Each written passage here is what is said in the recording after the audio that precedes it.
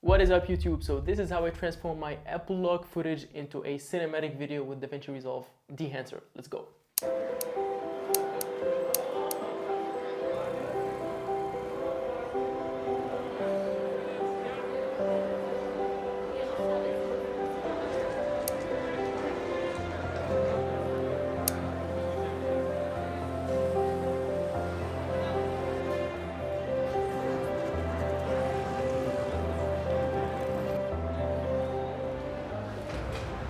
Okay guys, so first things first is I'm going to show you my Davinci Resolve preference window. So it's on the top left. So this is Davinci Resolve 20.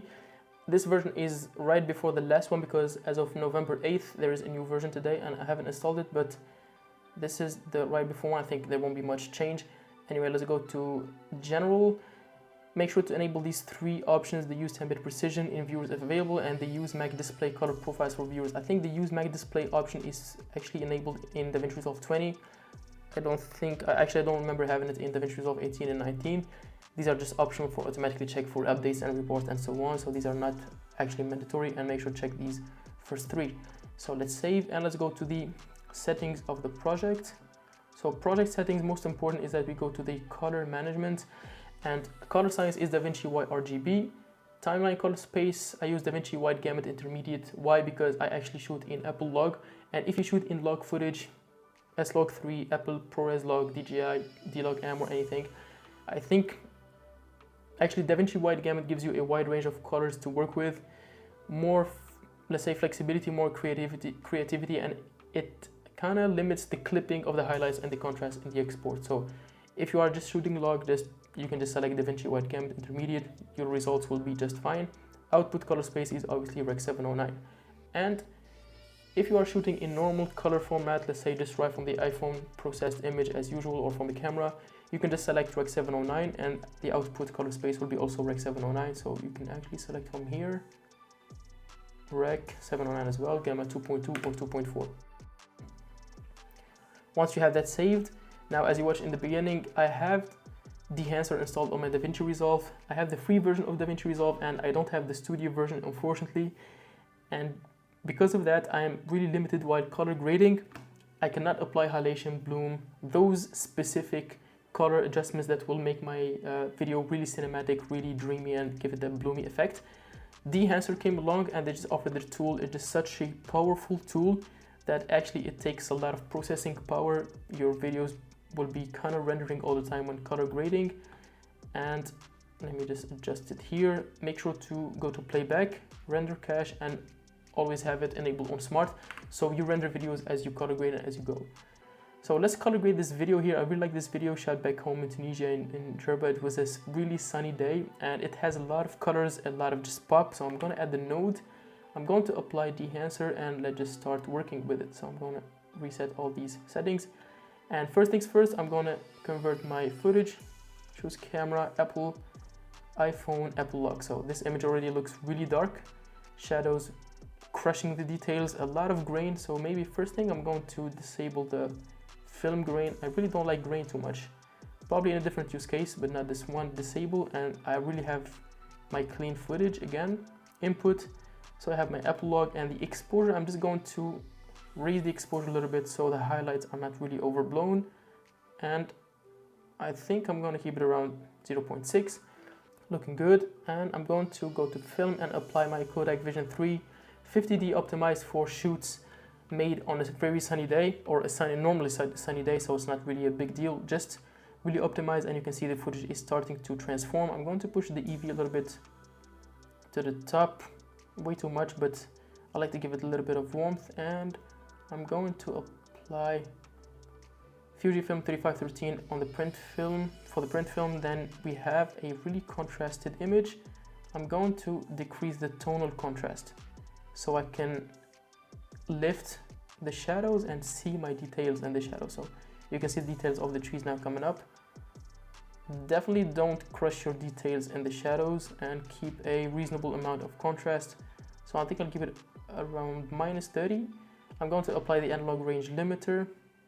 So color density, I'm not going to adjust yet. I'm going to film developer. I'm going to apply some color boost, and now you can see the colors are starting to become really popping and give it that little bit of a punch to the image.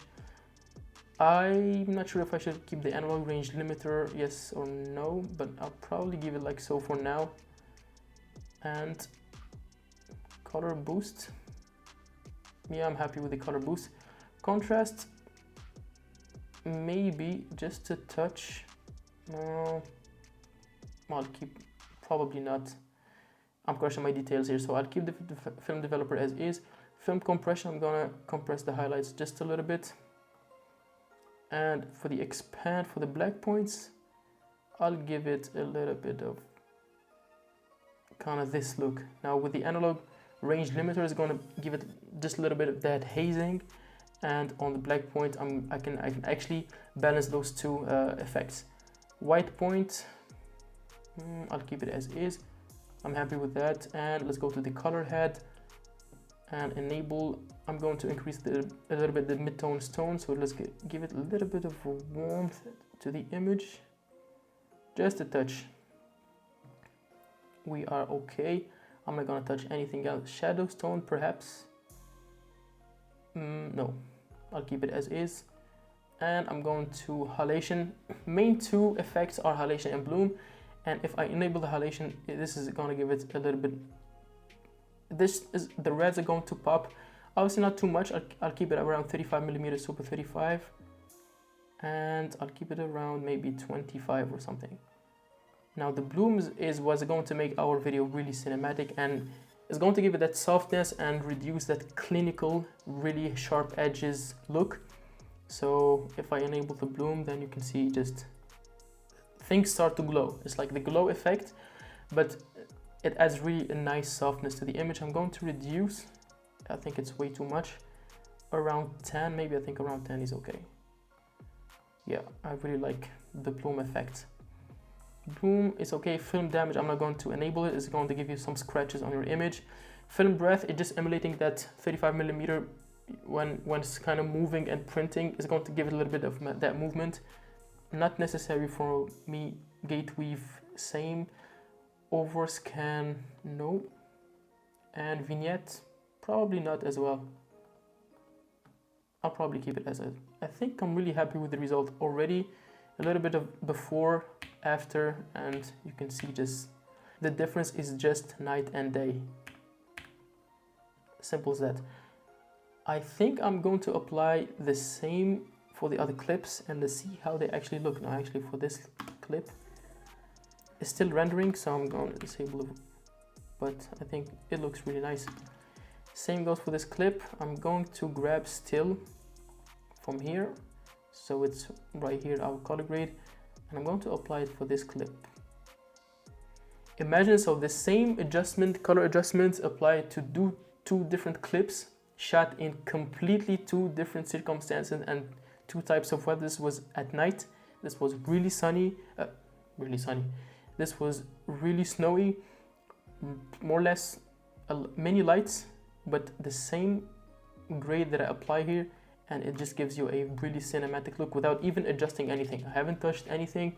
I've just applied the look between this right here, this clip, log, color graded, and this clip right here. Such a nice feature, such a very powerful tool. Film emulation is just on another level, to be honest. It just makes your videos look so cinematic, and it's also really crazy what you can do. What you can do. Really cinematic, really crazy what you can do with only an iPhone in your pocket. It just transforms the whole workflow. Same goes for this clip. I'm going to apply the same grade to this clip. Insane, absolutely crazy. Just